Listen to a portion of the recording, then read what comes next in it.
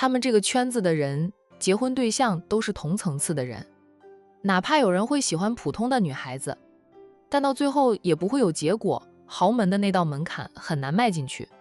灰姑娘只是童话里的故事，蓝东晓的女友也是豪门千金，而且是女强人，工作很忙，经常出差，满世界飞，故而连蓝若若都很少能看到未来的嫂子。就是蓝东晓这个正牌男友也只能通过视频电话和女友保持着联系，证明他们还是男女朋友。在很多人的认知里，蓝总还是单身，因为鲜少见到他身边有异性。蓝爷爷操心着兄妹俩的婚事不是没有原因的，一个看似在恋爱，经常是一年到晚见不到一面，一个快30岁了还没有男友，就是过于操心。在蓝若若和战维由相杀转变成相爱时，蓝爷爷就跟儿媳妇说，催一催两个人早点结婚。我未来大嫂什么时候才能休息休息？忙完这段时间吧，反正我们计划年底结婚的。他说忙完这段时间，到我们结婚时能腾出1个月的蜜月假。是了，明晚有个商业酒会，你和战维去参加吧，大哥一支公的，没有人陪同，就不去了，免得看到别人成双成对的羡慕。蓝若若没有拒绝，她也收到了那个酒会的邀请函，想必战维也收到以杨泰金石的地位，只要不是杨泰的死对头就是他们蓝氏集团办的酒会，都会邀请杨泰的老总战维以及长啸。如今他和战维成为未婚夫妻了，以后蓝氏若是再办酒会，也会邀请杨泰的2位老总参加。大哥回去做事了，这份早餐我吃饱了，大哥送给别人吃吧。蓝若若吃饱了，再也吃不下大哥送来的那份早餐。蓝东小边起身边说道，我问一下你2哥3哥他们有没有吃早餐，叫他们拿去吃。说着他提着保温饭盒走了。战维刚好从洗手间出来，见到蓝东晓走出去，他说道，大哥这么快走了？蓝东晓扭头看他2眼，笑道，我不走，留在这里又没有饭吃，你给若若送早餐都不给我备一份，明晚陪若若参加酒会，看好若若，别让她喝醉了。战维笑道，放心，有我陪着若若，不会让她喝醉的，我会看着她，替她挡酒。若若喝醉了酒，就会调戏美男子，见过最后的若若，战维是不会让她再喝醉的，就是蓝若若也不敢喝醉，上次喝醉了栽在战维手里，2个人进展才会这么猛。还好他也是真的喜欢战维。战维坐下来，端起他那杯没有喝完的咖啡，喝完了收拾杯子去清洗干净，又给了蓝若若一记拥抱，亲了亲她的烟唇，才恋恋不舍地离开。若不是蓝若若要开早会了，他还想再赖一会儿的。战维回到杨泰时已经是上午9点半，早会已经开完，长啸正瞪着那如同小山高的要他处理的文件，皱着眉，很是苦恼的样子。当家太难了，他还是不适合当家呀，哪怕这个家已经被占，为收拾的干净整齐了，他还是觉得很难。知道战维回来了，长啸当即就抱起那一大堆的文件夹，屁颠屁颠的跑去找战维。战维这边刚坐下，电脑都还没有开呢，办公室的大门就被人撞开了。他抬头看去，见是长啸，他说，啸哥，你不知道敲门的吗？哦，我敲门。长啸退出去，然后重新敲门。战维却没有说请进，他忽然醒悟，他被战维坑了。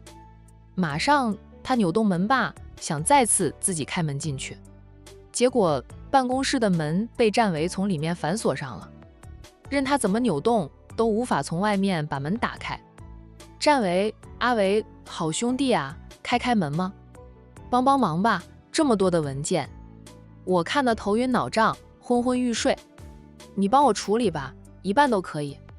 你看你今天回公司晚，早会都是我去开的，没理由这么多的文件还让我一个人处理吧。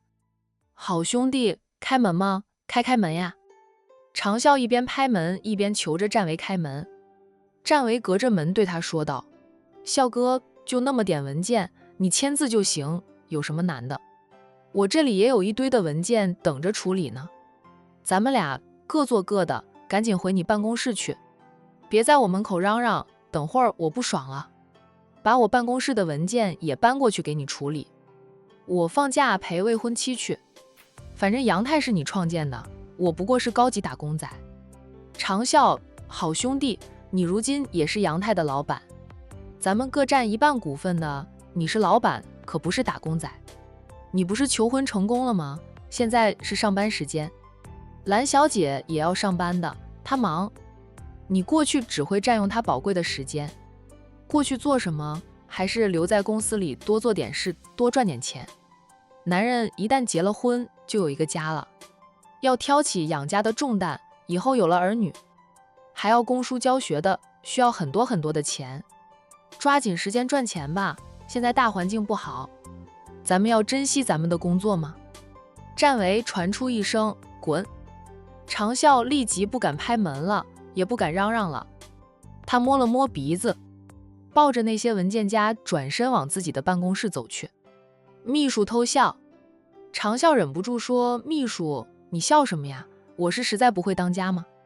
谁叫常总那么八卦，跑回公司吃瓜的？不知道恋爱中的男人最想做的就是偷懒吗？”秘书笑着说道，一点儿也不同情长啸。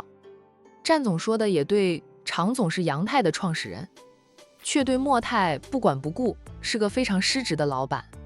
如今也该重新挑起当老板的责任了。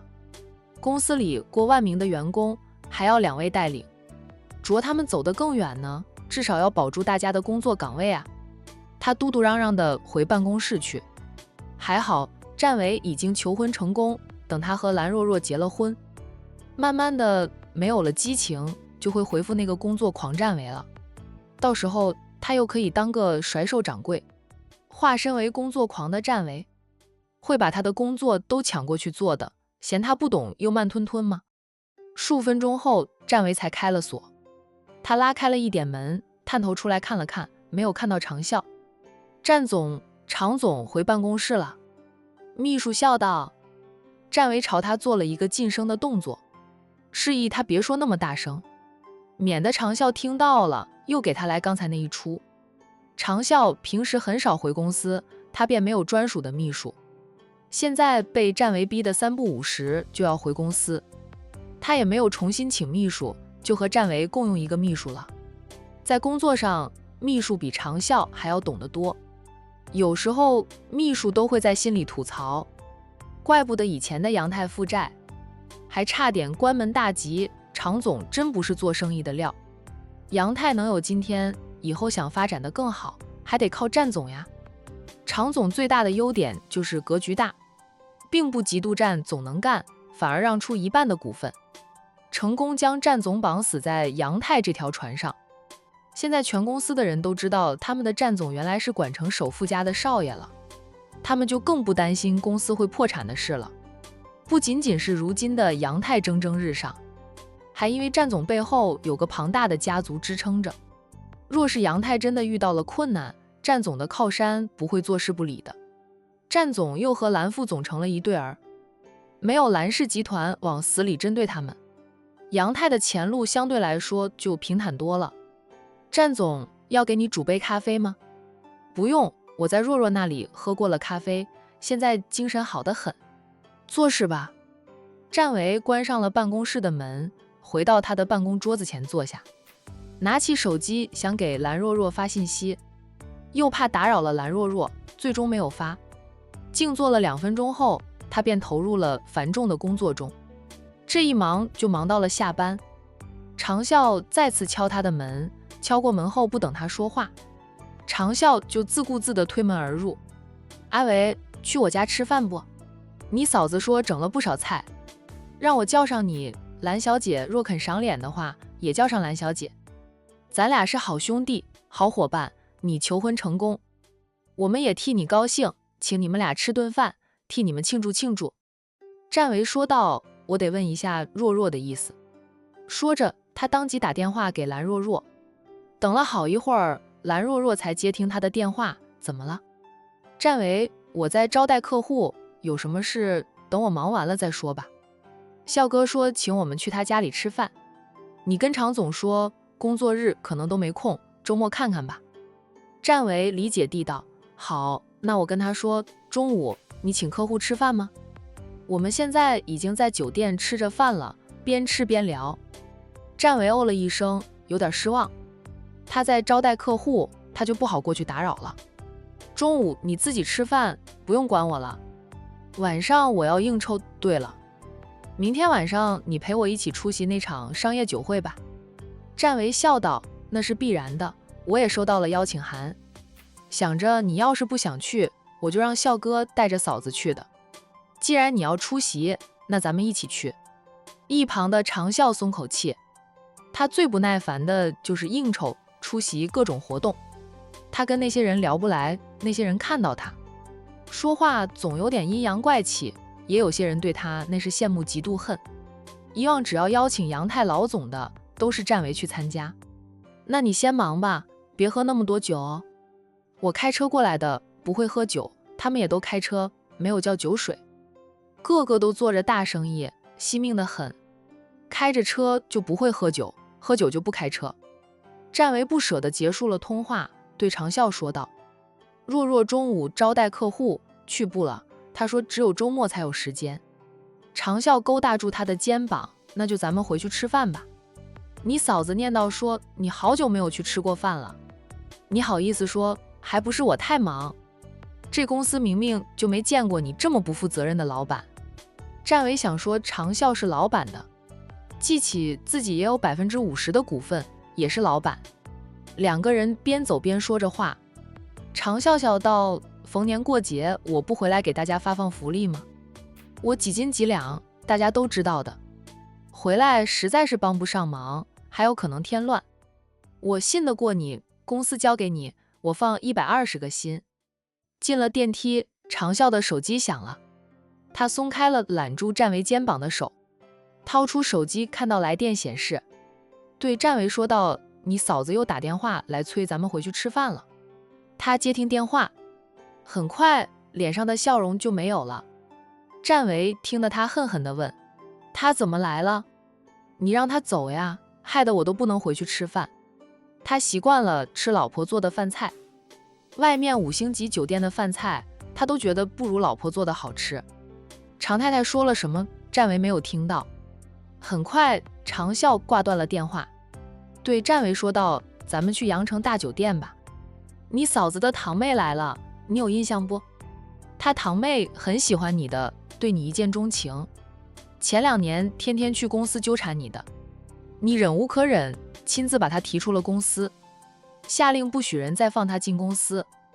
为了维持与战维的兄弟情，好让战维继续安心打理杨太，常笑夫妻俩狠狠地骂了堂妹一顿，警告堂妹再去纠缠战维的话，以后就不再帮助堂妹家里了。常笑当初成立杨太时，杨太只是一间小公司，员工都没有几个，他当然算不得有钱人，创业之后又负债累累。常太太的娘家也是普通家庭，为了填补杨太这个窟窿，常太太回娘家借过钱，她堂妹家里借过1万块钱，钱不多，好歹人家肯借1万块，普通家庭谁有10几万、几十万的钱借给人家呀？后来杨太翻身了，常笑成了亿万富翁，有钱了，物质生活何止提升了一个层次呀？夫妻俩是懂得感恩的人，当初常太太娘家亲戚但凡借过钱给他们的，他们都回报了不少，只是现在常太太的娘家亲戚反而习惯了常太太的资助，有什么事欠钱了就找常太太借，说是借，从来没有还过。常太太不是没有想过安排娘家亲戚进杨太上班，也的确安排过了，但她的娘家亲戚确实烂泥扶不上墙，在公司好吃懒做，迟到早退就算了，还拉帮结派，意图挤走战维。